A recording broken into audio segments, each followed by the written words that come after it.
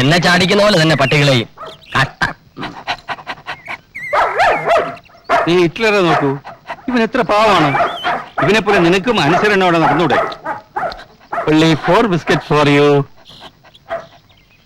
ഒരെണ്ണം എനിക്ക് വന്നിരുന്ന എന്റെ ആരോഗ്യം മെച്ചപ്പെട്ടേനെ. എക്സ്ക്യൂസ് മീ, മുസോളിനിയുടെ വയറിന് സുഖമില്ലാഞ്ഞിട്ടാണ് കേട്ടോ. അസുഖം മാറിയിട്ട് ഇറച്ചിയൊക്കെ തരാം. ഓക്കെ? ഈ പട്ടിമുറ്റത്ത് വന്നേ പിന്നെ ഇറച്ചി കണ്ട കാലം ഞാൻ മറന്നു.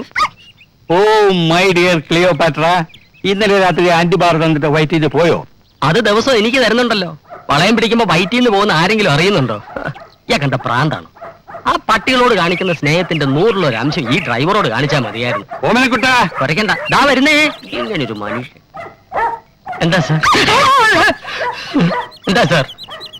ഞാൻ കുറച്ച് കഴിയുമ്പോൾ ടിപ്പുവിനെ ഡോഗ് ഷോയ്ക്ക് പോകും. നീ നമ്മുടെ പട്ടികളെയൊക്കെ ഒന്ന് കുളിപ്പിച്ചേക്കണം. ഞാൻ പല പ്രാവശ്യമായി സാറിനോട് പറയുന്നു, പട്ടികളെ കുളിപ്പിക്കാനും ചിരിപ്പിക്കാനും കൂട് കഴുകാനും ഒക്കെ വേറെ ആരെങ്കിലും വെക്കണമെന്ന്. ഞാനൊരു ഡ്രൈവറല്ലേ സാർ? എനിക്ക് സമയമില്ലാത്തപ്പോൾ മാത്രമല്ലേ നിന്നെ ഈ കാര്യങ്ങളിൽ ഏൽപ്പിക്കാറുള്ളൂ.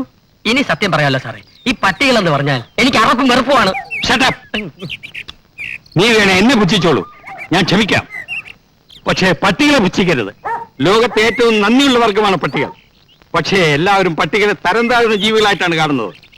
പോണ പട്ടി മുതലാളി, എന്റെ പേര് നിന്റെ പട്ടി കിട്ടോ? ഞാൻ തൊഴിലാളിയാണ് എന്നൊക്കെ പറയുന്നത് ഈ തരം താഴ്ത്തലിന്റെ ഉദാഹരണങ്ങളാണ്.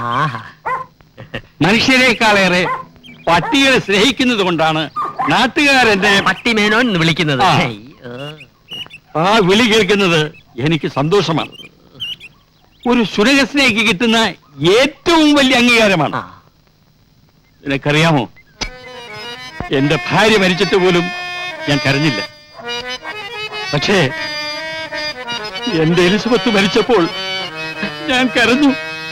എലിസബത്ത് രാജ്ഞിയോ? അവര് മരിച്ചോ? എപ്പോ?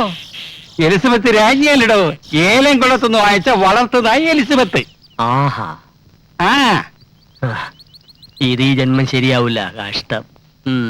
ഒരുത്തൻ എന്റെ മുഖത്ത് നോക്കി പട്ടി വിളിച്ചാൽ ആ കോംപ്ലിമെന്റ് ഞാൻ ഷേക്ക് ഹാൻഡ് കൊടുക്കും.